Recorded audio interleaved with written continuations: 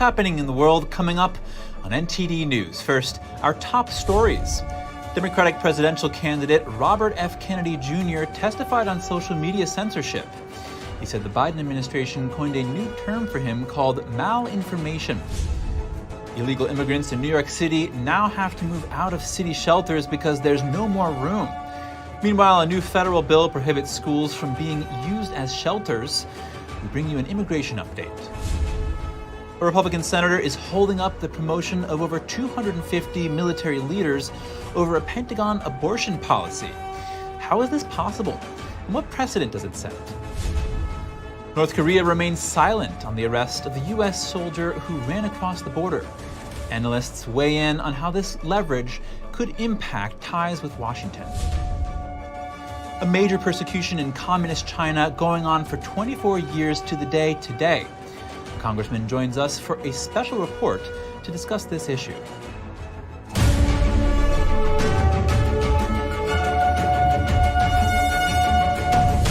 Welcome to NTD News Today. I'm Chris Beers. Our top news: Democratic presidential candidate Robert F. Kennedy Jr. testified at a congressional hearing this morning. Lawmakers delved into claims of government censorship of online speech across the nation. I was censored not just by the Democratic administration, I was censored by the Trump administration. I was the first person censored by as the chairman pointed out, by the Biden administration 2 days after it came into office. It ordered a truthful, and by the way, they had to invent a new word called malinformation to censor people like me. Kennedy spoke of content he posted on Instagram that was removed, saying nobody ever pointed to a single piece of misinformation. He said everything he posted was cited and sourced, and that it was information the government didn't want people to hear. Kennedy was one of 3 witnesses testifying at the hearing. It focused on the federal government's alleged role in censoring Americans. New York City is telling illegal immigrants to move out of shelters provided by the city. That's because there's no more room. Meanwhile, a new bill bans public schools from sheltering illegal immigrants.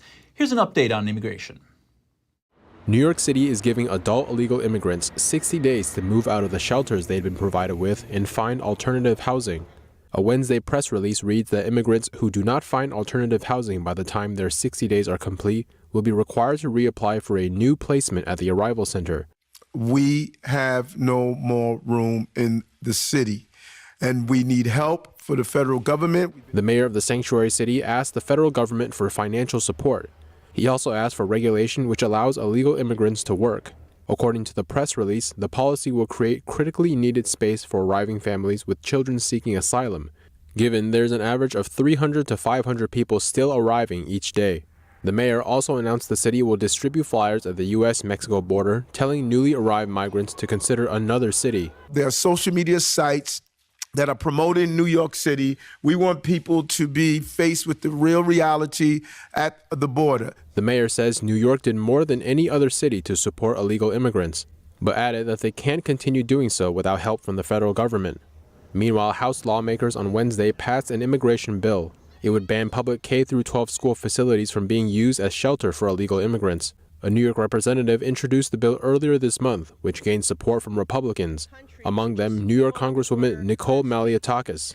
The problem is, if you look at New York City right now, you'll see that there are more illegal immigrants being housed in our shelters than American citizens. Walk down the streets of the city and you see homeless New Yorkers. Schools that fail to comply with the bill risk losing federal funding. It is also unclear if the bill will pass the Senate, where Democrats hold a slim majority. And ICE revealed new numbers this week regarding the so-called parole with condition policy. The policy allowed for illegal immigrants to be paroled into the United States under the expectation that they check in with ICE within 60 days. They were also supposed to receive a notice to appear. A federal judge blocked the policy in May, but Homeland Security still released over 2,500 illegal immigrants under the policy. They argued these individuals had already been processed. New numbers released this week show that out of those 2,500, over 40% never checked in with ICE after being released. And out of those who did check in, only 18% received a notice to appear. The judge who blocked the policy called these numbers troubling. Texas has taken border security into its own hands with chain link and barbed wire fencing on the Texas side of the Rio Grande, as well as a new marine barrier in the river itself. To learn more about these efforts, we speak with Todd Bensman, Senior National Security Fellow at the Center for Immigration Studies. Todd Bensman, thank you so much for joining us. Good to be here. Thank you. Todd, give us an overview of what you're seeing on the ground at the southern border. Well, it's what I call a Cold War going on right now between Texas and the Biden administration's Border Patrol. Texas has rolled out an unprecedented, in-depth, multi-layered fortification system on the Rio Grande in the Del Rio sector, which is the most heavily trammeled for illegal immigrants on the Texas border and indeed along the entire border, with barbed wire and troopers and National Guard blocking immigrants from progressing past the river's edge. And it's been successful. The immigrants are not able to pass. They're blocking them.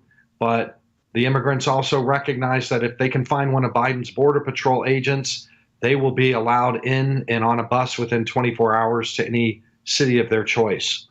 And what about the buoys? Are they having an impact? The buoys are not the marine barrier that you're talking about. This is just a test pilot program, 1,000 feet to start. It's not fully installed yet, so we don't know. But from what I've heard, from what's up there, nobody's able to cross over it. But you can just go around it right now because it's not fully up, and even when it is up, it'll only be up 1,000 feet until they get the next installment, and they'll keep extending that all along the river. And are they still expanding the border, the chain link fencing and the barbed wire? Yes. Right now there are thousands and thousands of yards of this. It goes really, I think, for miles now. But the immigrants have figured out that if they just hike long enough to the edge of it, to the end of it, Border Patrol is waiting for them there, and they can cross right in. They're looking for Border Patrol. Border Patrol is handing out notice to appear documents to all family units, all unaccompanied minors, all single adults as well. So as soon as they get to the edge of the Texas fortifications, within 24 or 48 hours, they're on a bus to New York or wherever they want to go. And tell us more about that. It sounds like from your recent report that Federal Border Patrol is essentially undermining the efforts of Texas law enforcement. Yeah, tell us more. Well, to be fair, Texas is trying to undermine what the Biden administration is doing, which is to, just allow unfettered, unmitigated, no obstacle illegal immigration over the border. And conversely, the Biden administration now is trying to undermine Texas's efforts to undermine them. And so that's why I just call this a Cold War. It's very interesting. The immigrants are well aware that they have to avoid the tan uniform guys and find the green uniform guys. And that's what's going on all along the Del Rio sector, which again is a very busy sector, 30,000 a month coming across there. Todd Bensman, thank you again for joining us. Good to have you back on the show. Thank you. Coming up, the Senate may make it more difficult for the president to withdraw from NATO. It's a response to comments made by former President Trump while he was in office. More after the break.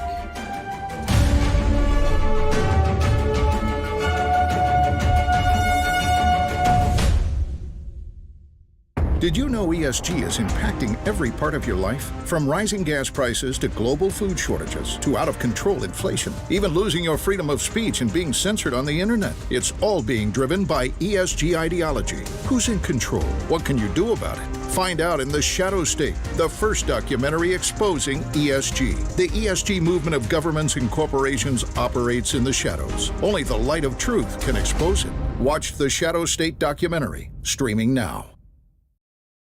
Anyone who's ever sold a home can tell you it is really hard. That's why who you work with matters. Together with Homelight, we've helped thousands of people sell faster and for the best price.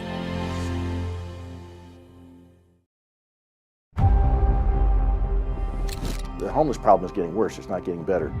Crime is getting worse, it's not getting better.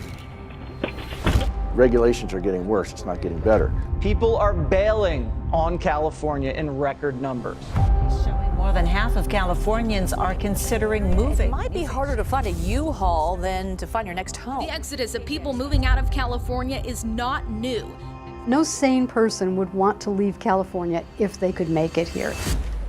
For the first time ever, people are leaving. In 2020, California lost 650,000 people. Several high-profile companies have moved their headquarters. This place is going to sink. Watch, they already have high taxes. Our problems are man-made. All you have to do is pay attention. It's the money that's doing the talking, the California legislature. It can't go on forever like this. There's a lot of people that you would be surprised by their stories.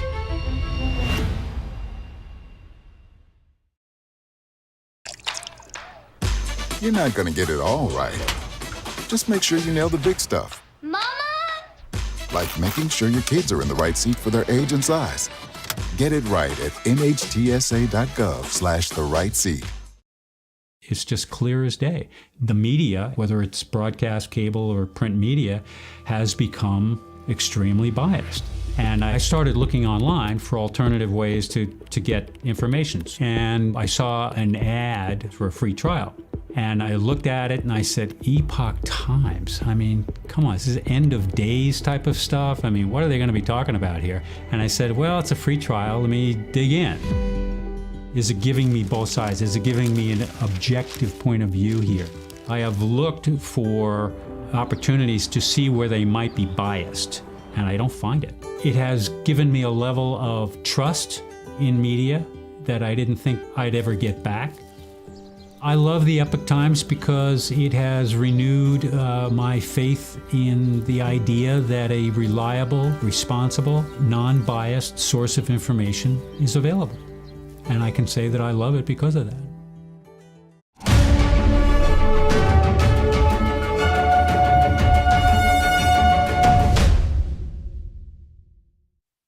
Welcome back. The Senate yesterday took a step toward preventing a president from backing the U.S. out of NATO. Senators voted 65-28 in favor of an amendment to the annual defense spending bill. It says the president cannot suspend or withdraw the U.S. from the NATO treaty without support from 2/3 of senators. Former President Trump in 2018 threatened to withdraw the U.S. from NATO. That was if member states did not start paying what they agreed to on defense spending, which is 2% of their annual gross domestic product.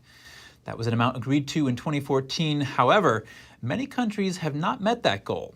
Senator Tim Kaine introduced the amendment along with Senator Marco Rubio. Kaine said yesterday U.S. allies would take this statement of congressional support in a very powerful way. Alabama Republican Senator Tommy Tuberville is blocking the promotion of over 200 Marine Corps leaders over a DoD abortion policy. Can he do this? And what does it mean for politics going forward? We speak with constitutional attorney Jenna Ellis. Jenna Ellis, thank you so much for joining us again. Thanks so much for having me. Jenna, the DoD created this abortion rule after the Supreme Court overturned Roe v. Wade. Is it constitutional? I would say no, that it's not. And certainly the Dobbs opinion gave the abortion policy decision back to the states and the people's representatives, which include Congress. And Congress has not created legislation on this issue, and that's been an ongoing fight in Congress. So the fact that the DoD thinks that they can create this policy in the midst of the Hyde Amendment to provide federal funding for abortion, in my view, absolutely is unconstitutional. Now explain for us the Hyde Amendment exactly and how it factors in here. Well, so the Hyde Amendment is legislation that passed that said that no federal funding can go for any abortion funding. And so when the DoD is providing that type of funding with this policy, then it runs afoul specifically of the Hyde Amendment. And so the fact that the Biden administration thinks that it can just ignore the Hyde Amendment is very concerning. What about the fact that this policy for the Pentagon doesn't exactly fund abortions directly, it only funds travel? How does that factor in? Well, the whole purpose of the travel is for abortion tourism, which is the idea that the funding would be to travel to a state that provides for either late-term abortions or for an abortion that a woman seeking that intervention to terminate her pregnancy and kill her unborn child would be the sole purpose of that funding. And so even though someone could say that it's not direct, that's the sole purpose of the travel.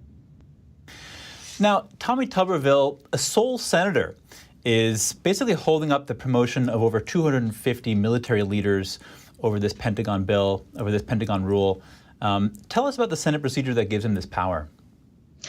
Well, so these types of military promotions require Senate confirmation, and the Senate internal rules, not coming from the Constitution itself, but how the Senate governs itself, requires unanimous consent. And so that does give each individual senator quite a lot of power to hold up certain items. And so in my view, what Senator Tuberville is doing is directly related to the DOD's rule and saying that the military shouldn't benefit from his vote to confirm if they're unwilling to abide by the Hyde Amendment, and they are creating this policy, especially in the wake of the Supreme Court decision in Dobbs.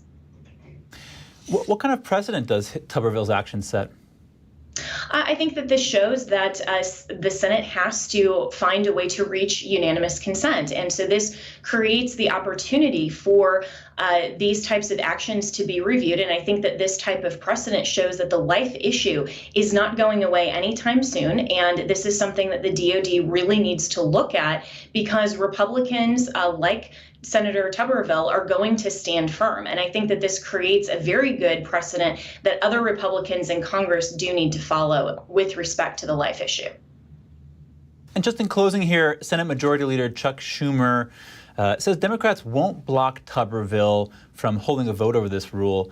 Do you think Tuberville will actually take the vote?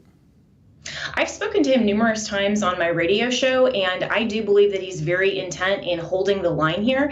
And so what that looks like, I think we'll see further down the road, but I don't think he intends to give up anytime soon. Constitutional Attorney Jenna Ellis, thank you very much. Thank you. Money matters are a top concern for many military families, but here's the good news. They might be getting some assistance soon.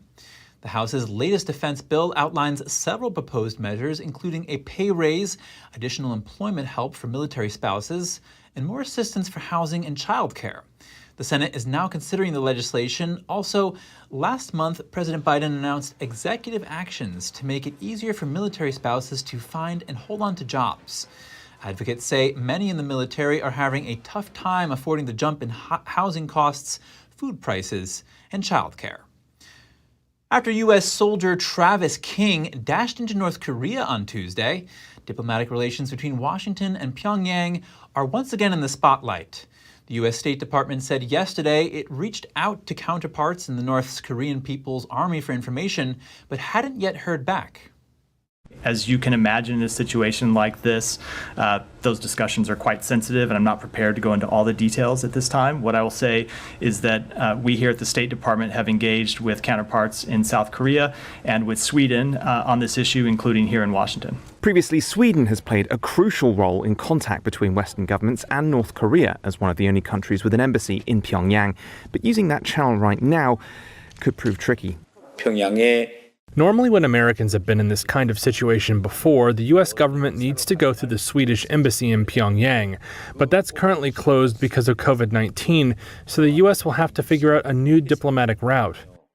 Ta Yong-ho is a former North Korea diplomat. He told Reuters that while it might initially look like Pyongyang has unexpectedly acquired diplomatic leverage, it won't necessarily lead to significant gain for the communist state.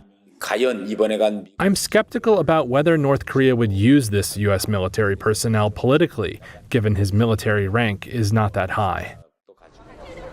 The cost for North Korea of security, surveillance, and interpretation for King could also start to stack up too. A growing number of analysts have also cast doubt on how Pyongyang will be able to use King to their advantage. I would have to imagine that they're not very optimistic about what they can get for him. But at the same time, the United States is committed to bringing home citizens from detention abroad. Yet some have told Reuters discussions over the soldiers' fate could see some of the first direct diplomatic engagement between North Korea and the United States in years.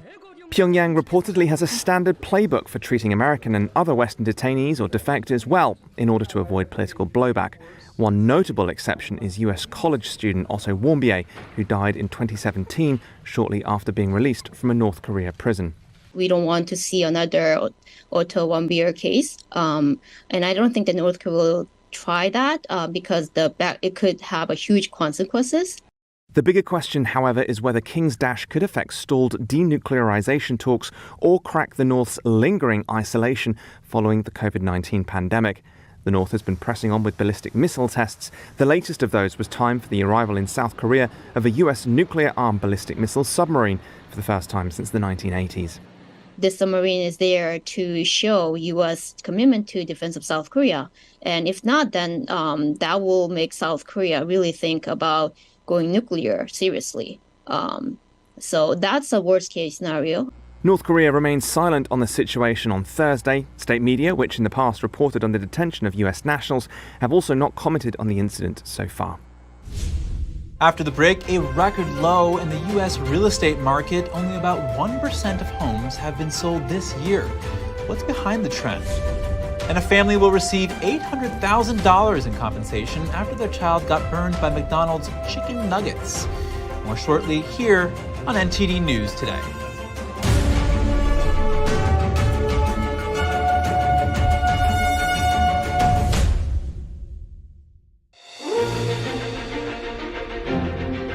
NTD's Capital Report. It's about getting answers, cutting through the fog of politics. It's about your questions and our chances to ask. What is the net impact of the American Carson Graves? Thank you for joining us. We're speaking to those in power to find out what does this mean for the people. We're here so you are in the know.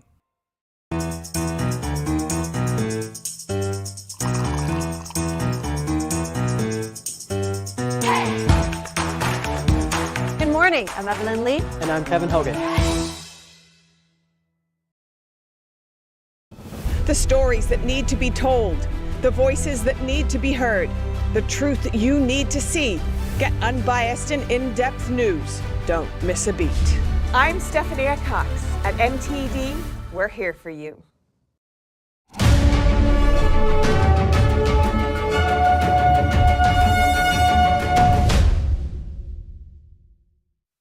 Thanks for staying with us. A heads up for theater goers, Broadway's lights could be out tomorrow as stagehands consider going on strike. The union representing 1,500 backstage workers says its members are voting Thursday whether to strike. No comment yet from the Broadway League or Disney Theatrical, which are representing management in the contract talks. Most film and television production in the U.S. is already shut down amid actor and writer strikes. A bipartisan pair of senators is proposing a ban on stock ownership for certain government officials. Democratic Senator Kirsten Gillibrand and Republican Josh Hawley are introducing the bill. It would prohibit lawmakers, senior executive branch officials, and their spouses and children from trading individual company stocks. There's no exception for blind trusts, which allow another person complete control over an investment. However, investing in mutual funds would still be allowed. The bill imposes heavy penalties for officials who break the rules. As Senator Hawley put it, politicians and civil servants shouldn't spend their time day trading and trying to make a profit at the expense of the American public.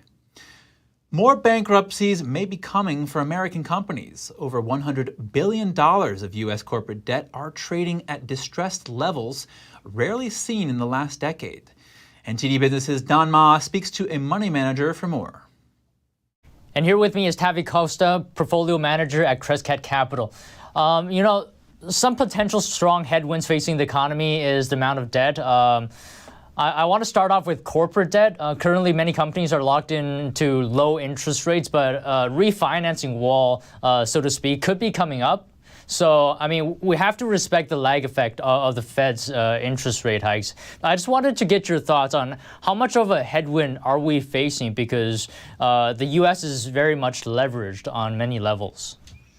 Yeah, overall, the corporate debt relative to GDP is not as pronounced as you would think. However, there are companies that have issues, and there are companies that I like to say, for instance, that are a lot of business models that would never work in a 70s environment, not because of the world being different, but just because of the cost of capital being drastically higher. And we're seeing structurally higher interest rates in general. Like you said, a lot of companies are going to have to be either restructuring their debt, like Carvana did yesterday, and the stock popped on those news and so forth. But not a lot of companies will have the fortune to have some sort of alternative to clean up or make their balance sheet look better. By the way, by no means I think Carvana did a great job at that either. I disagree with the market reaction. But I think some companies will have those alternatives. Majority of the companies that are highly levered are in big trouble, and their businesses are in big trouble. And so as a money manager, I think you want to be seeking to parts of the market that can provide you that exposure on the short side. We've been looking for companies that have average maturity debt that will be in 1 or 2 years out, meaning they're going to have to roll their debt in 2 years or so. And there's a significant amount of those with negative free cash flow, already into the junk status. I think there's going to be a lot of issues with that. I mean, I can't imagine a company losing money on a free cash flow basis consistently for the last 5 to 10 years or so, also having to restructure the debt at a much higher interest rate. And so remember, 15 months ago, the Fed funds rate was 0. So things are going to have to be readjusted in a big way here. Are we going to see more bankruptcies then in the future? I would imagine the scenario you just laid out could result in that. Yeah, it's going to be bankruptcies. It's going to be geopolitical, tensions, meaning debt creates problems, right? But overwhelming levels of debt, and then you have interest payments is starting to increase relative to what a company makes, what a country makes. You start seeing some populist agendas, not only from a countrywide manner, but also from even the business side. You start seeing protests as people not being able to, to live in an environment where cost of living is so high, and they start pressuring companies to pay higher wages, and then companies have to squeeze their margins, but they're already holding a lot of debt. So yeah. All right, thank you so much today, Tavi. Always great speaking with you. Thanks for having me. Here's a striking figure about America's real estate market.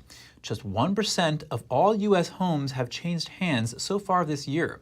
That's according to data from Redfin, and it represents the lowest figure in at least a decade. The company info showed only about 14 out of every 1,000 existing homes moved from one owner to another in the first half of 2023. In 2019, it was 19 out of every 1,000 homes. Experts believe the rate should be closer to 40 or 50 homes out of every 1,000 in an active market. Real estate professionals believe high interest rates and a low inventory of homes on the market are the main reasons for the current trend. For subway commuters, here's something worth noting. After 8 years, subway and train fares are going up again in New York City. Yesterday, the MTA voted to raise the fare from $2.75 to $2.90. They resisted raising the prices in recent years in an effort to bring back riders lost during the pandemic, or at least not lose more fares. Weekday ridership is currently back at about 70% of pre-pandemic levels. Riders will see increases starting August 20th. More colleges are putting an end to legacy admissions. This comes after the Supreme Court struck down affirmative action in college admissions last month. The two latest schools to drop legacy admissions are Wesleyan University, a private liberal arts university in Middletown, Connecticut, and Carnegie Mellon University, a private research university in Pittsburgh, Pennsylvania. This means they will no longer consider a student applicant's relationships with alumni in the admissions process. Legacy admissions have come under scrutiny following the Supreme Court ruling. Some claim it's an unfair advantage for wealthy students. A study by Education Reform Now found that 10% to 25% of those admitted to top universities are legacy admits. Officials in Illinois are conducting a criminal investigation after a 10-year-old boy was thrown from a carnival ride. It happened Sunday at the Taste of Antioch Summer Food and Entertainment Festival. The boy was airlifted to the hospital in critical condition. His family said he had surgery Monday. According to officials, the child wasn't properly fastened into the Moby Dick ride and was thrown from it while it was in motion. Antioch police joined the Illinois Department of Labor for a follow-up inspection of the ride Wednesday. All Around Amusements, the operator and owner of the ride, hasn't yet responded to a request for comment. A Florida jury has awarded a family $800,000 after a toddler was burned by sizzling hot chicken McNuggets. The Broward County jury found that McDonald's and franchise owner Upchurch Foods acted improperly in the August 2019 incident. Jurors decided that the family was not properly warned of the possible danger from the hot McNuggets at a Tamarack, Florida drive-thru. The family had been seeking $15 million to compensate the pain and suffering of the 4-year-old girl who sustained severe burns and scars in the incident. Wednesday, the jury awarded the family $400,000 for the burn injuries sustained and another $400,000 for future damages. The child's mother says she was happy with the jury's verdict.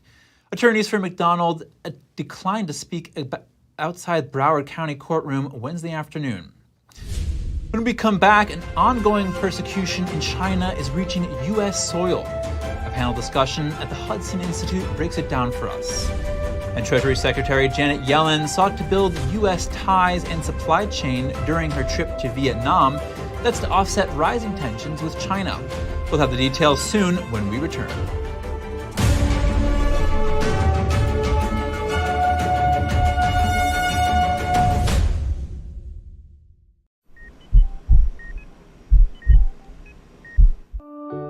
Pretty normal mom life. Everything was pretty good, and it was a very happy life. And we just had a new baby.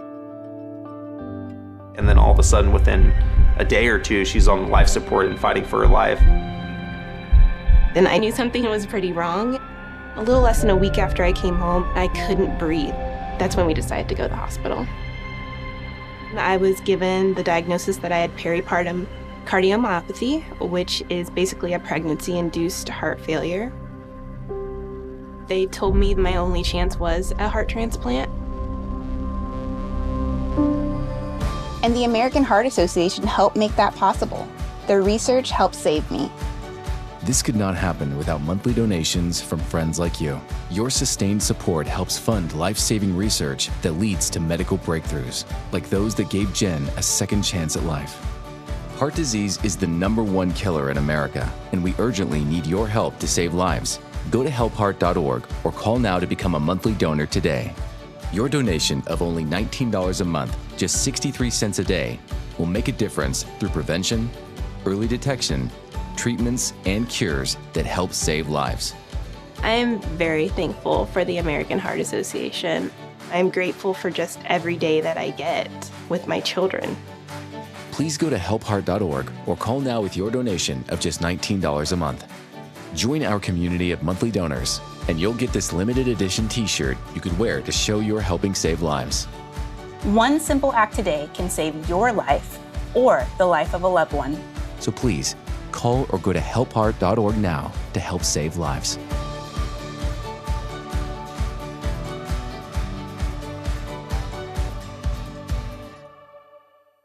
Hey Bobo, do trees tell each other stories? I'm sorry, I'm afraid I don't know that. Hey, why don't we go find out? Listen. Do clouds take naps? I couldn't tell you. Dad, do stars visit their friends? Look!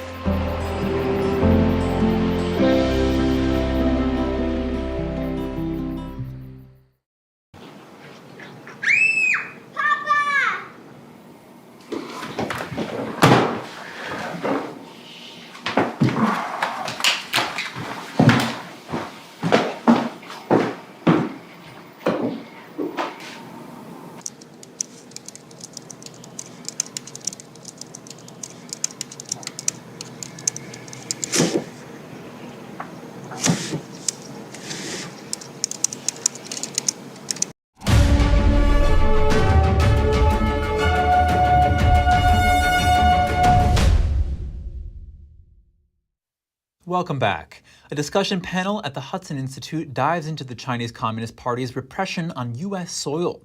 This comes amid the 24th anniversary of China's nationwide persecution of Falun Gong practitioners. NTD's Sam Wong reports. A mayor in small town outside of San Diego, like many mayors across the United States, received a letter from the consulate in Los Angeles telling him not to support Falun Gong, don't speak out against the persecution. The man speaking is Levi Brody, the founder and executive director of Falun Dafa Information Center.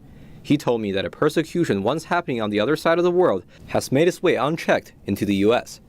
So anything that they've been doing to Falun Gong over the last 24 years is really a case study of what they're starting to do and have been doing to other groups, including U.S. officials.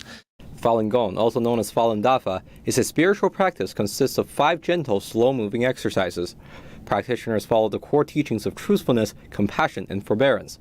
First founded by Mr. Li Hongzhi back in 1992, the spiritual practice quickly gained popularity. But on July 20th of 1999, the Chinese Communist Party launched a nationwide persecution, using state-run media to defame the practice, and creating a new police branch for surveillance and arrest. Thousands of practitioners were tortured and even killed, all for their steadfast beliefs. The persecution is ongoing, and China is attempting to export it. Human rights attorney Nina Shea told me that it's all across the U.S. There was a police station that the FBI raided in October of 2022 and closed down.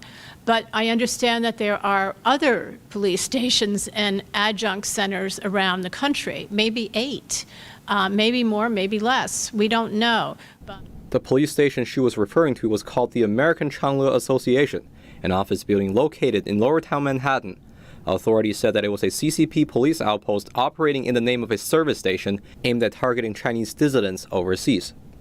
The discussion panel is urging Washington to take legislative action against the CCP's encroachment on U.S. soil. Reporting from Washington, D.C., Sam Wong, NTD News.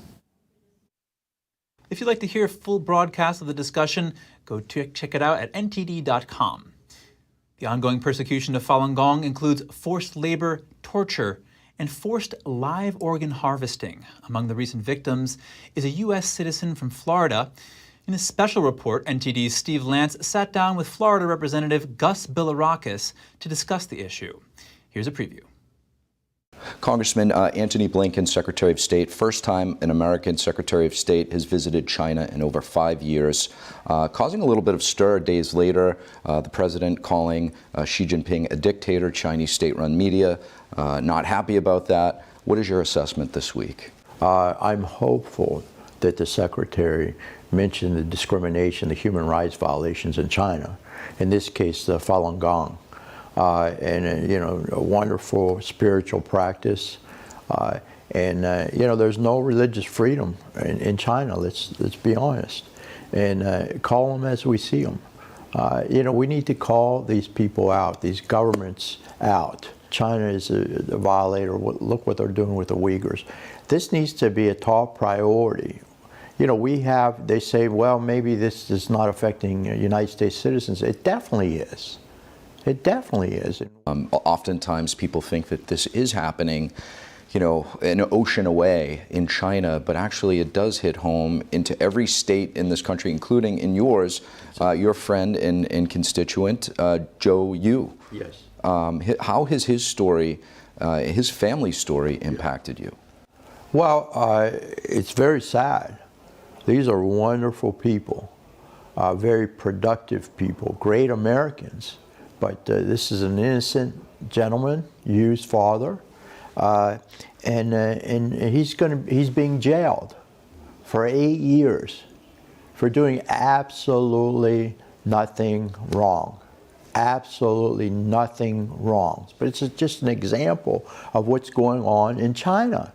They're abusing their own people with the harvesting that's going on, the organ harvesting.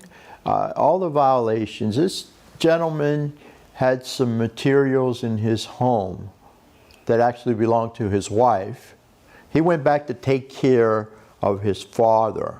He could have stayed here in the United States, but he wanted to take care of his father, his ailing father.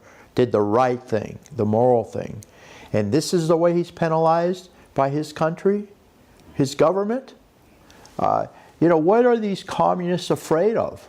It's not just China, but this is happening all around the world. And, you know, we are the leader of the free world.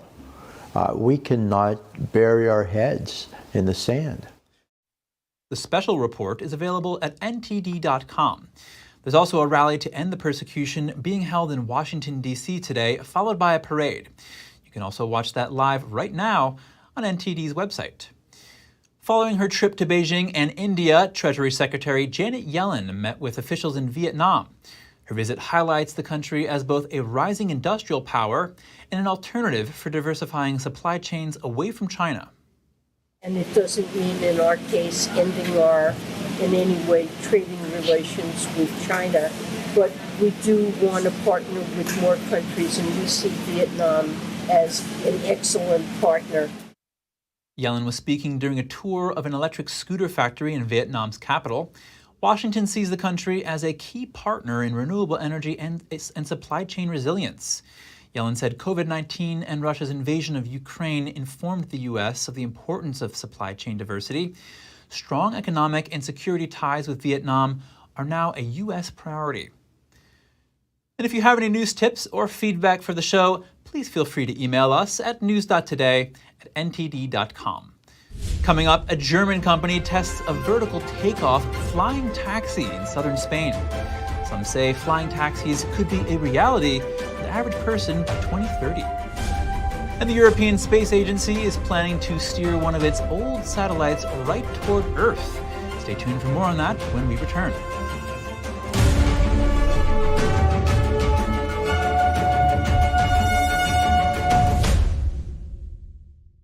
"24 years of oppression.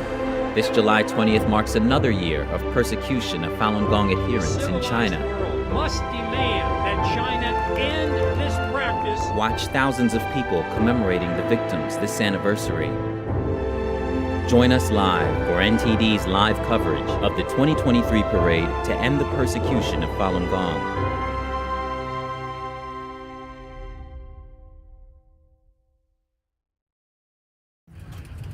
Years ago, my mom was behind bars and my father was trying his best to save my mom. 10 years later, my father is behind bars. My mom and I are trying our best to save my father.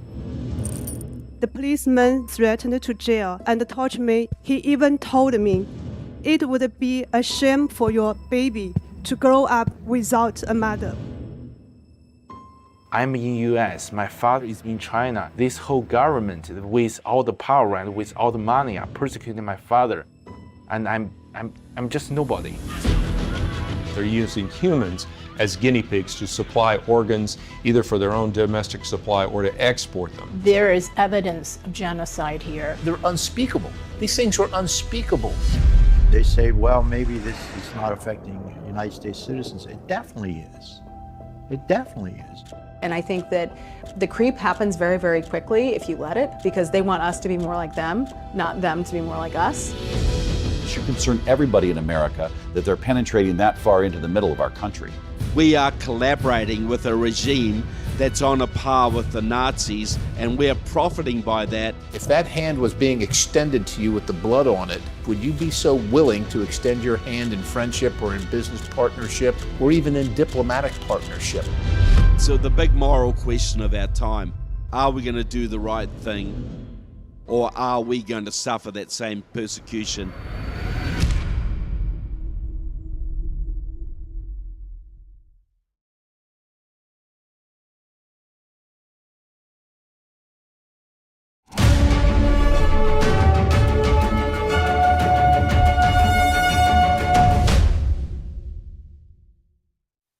Welcome back, everyone. A German company tested a flying taxi in southern Spain on Tuesday. The ilium jet could operate in a number of countries in the coming years, including Italy, Switzerland, and China. NTD's Andrew Thomas has the details. Ilium is testing its vertical takeoff flying taxi. Here in Villacarrillo, Spain, the Atlas Test Flight Center is the place for high-flying vehicles of the future.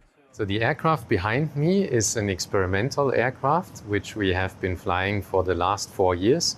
It's a completely battery-powered, fully electric, vertical takeoff and landing jet airplane. The Ilium jet's private-style cabin can carry 6 passengers and 1 pilot. Today's test flight was piloted remotely. So today we saw a test flight of the aircraft where we've been flying very closely to the bystanders and the visitors, because we wanted to demonstrate the low-speed capability of the aircraft and the maneuverability. Stuart Burrell is a professor of human factors for future transport at the UK's Coventry University. He says flying taxis could be a reality for the average person in just a few years. For the average person, I can see it being kind of like 2030, is when we will see this sort of, air taxi service coming to market. Ilium has recently signed deals to bring electric air mobility to a number of countries. In June, Chinese carrier Hella Eastern said it intended to order 100 Ilium jets. Andrew Thomas, NTD News. The European Space Agency says it will attempt a first-of-its-kind assisted re-entry for one of its now obsolete satellites. The spacecraft is set to descend to Earth on July 28th. NTD's Andrew Thomas has the mission details. Aeolus was the European Space Agency's first wind monitoring satellite. Launched in August 2018, it was also the first to carry a LiDAR sensor into space. Now it's almost out of fuel. Soon, the satellite will fall into Earth's gravity. We want to demonstrate if it works, or at least that something can attempt to be done to reduce an already very small risk of it harming anybody or anything. Modern satellites are designed to burn up entirely on re-entry or undergo a controlled descent. Aeolus was designed earlier, so authorities plan to use the last of its fuel to steer it towards Earth. When we're bringing it down in this campaign, where we're lowering its altitude to 250 kilometers, and then even further to 150, and then 120. So clearly, we are pushing the boundaries of what the spacecraft was designed to endure. Aeolus should reach an altitude of 170 miles on July 24th. At around 50 miles, most of it will burn up in the atmosphere. The ESA says 20% or less will survive re-entry and land in the Atlantic Ocean on July 28th. Andrew Thomas, NTD News. Up next, the school year may seem a long way off, but for nervous little ones, this is the perfect time to start preparing. Find out what you can do if your child is going off to school for the first time. Details to come on NTD News Today.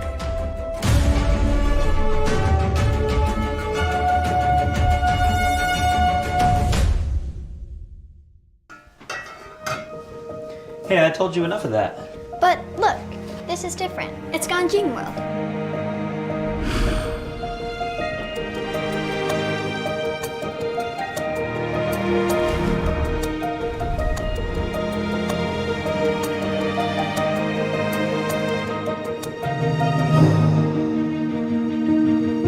Ganjin World. Family-friendly entertainment. I don't think that many kids in my son's school even do it. He makes fun of his friend who vapes. He would never try it. She's into soccer. She's on the honor roll. She's just not the type. No way. No way. No way. No way. My kid would never vape. Get your head out of the cloud. Today, nearly 8,000 kids will start vaping. Maybe even yours. Learn about the dangers at talkaboutvaping.org. Say goodbye to harsh, bitter coffee and hello to a delicious, smooth brew. With specialty quality beans, expertly roasted in-house, you'll taste the difference with every sip. Fermented with a blend of 50 enzymes, Days Coffee delivers a rich brew like no other. Made with the highest grade specialty beans available, you're sure to taste the difference. Elevate your morning with Days Enzyme Fermented Coffee.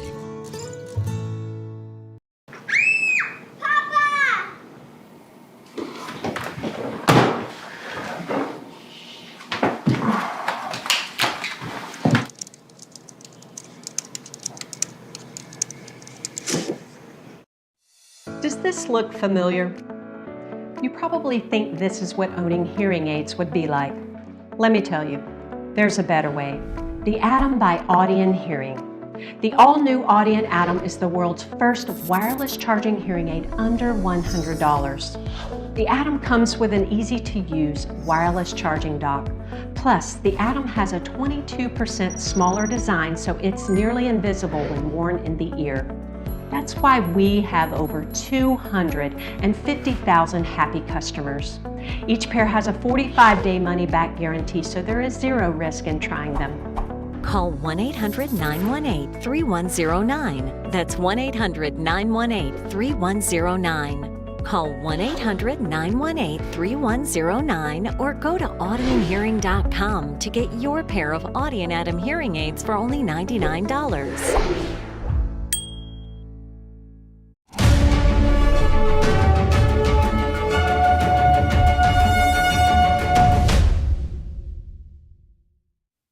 Welcome back. Heading back to school can be stressful for everyone, but for parents who are sending a child to school for the first time, it can be a huge transition. While you can't prepare children for everything, you can do a few simple things to set them up for a successful school year. Here's 4 things you can do to help a first-time student. A new school year with new faces, a new classroom. It can be scary for any student, but especially those who are new to school. They don't really have an idea in their mind of what this is going to look like. They don't have something to go off of. Strong for Life licensed therapist Jody Baumstein says preparing children before school starts is critical in easing them into the classroom. The more we can fill in the blanks in their head, the more at ease they will feel. Baumstein says to visit the school so the child knows what it looks like. Meet the teacher and administrator so there are familiar faces on day one. Set up play dates before school starts with other families who have first-time students. They can rely on each other and have some sense of familiarity when they get there so that they don't feel alone and so uneasy. Finally, practice with school supplies. Baumstein says if your child isn't sure how to use or open something, it can create a layer of anxiety that can be avoided. It might seem silly and unnecessary, but for kids, it's helpful to know that they're capable and that they can do it without you. And so the more opportunity you can give them a chance to try it in the safety of your home while you're right there if they need help, the more likely they're going to be able to have the confidence to do it on their own. If this is your first child going to school, you may have some questions and concerns as well. Talking to teachers and administrators can help. You'll be able to establish an open line of communication to support your child. 5 whale sharks were rescued by divers. They were found trapped in fishing nets in ocean waters off Indonesia. The underwater footage from Saturday shows the divers pulling away the fishing nets and gently guiding the whale sharks in the right direction, allowing them to swim away freely.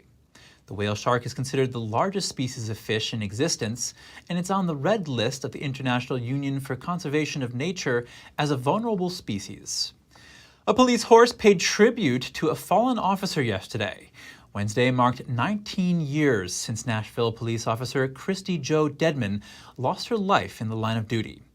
She was helping a car on the side of Interstate 40 while she was hit by a tractor trailer.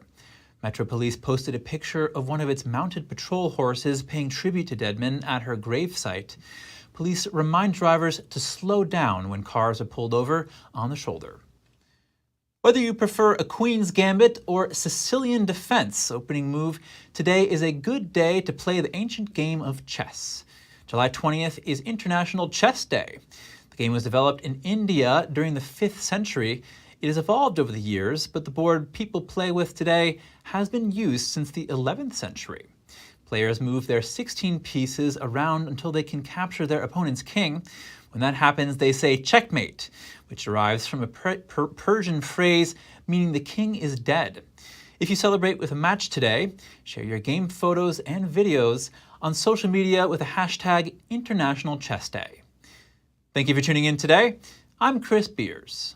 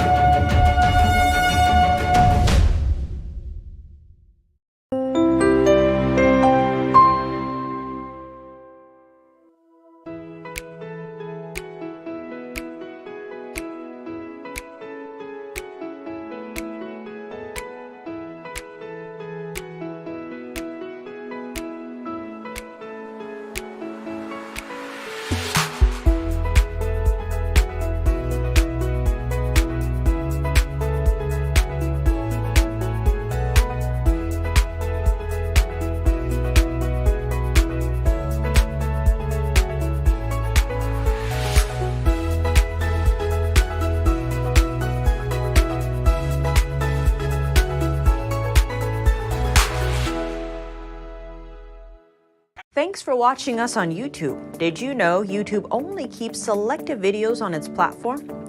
So if you want to make sure you get the full picture, just subscribe to our newsletter.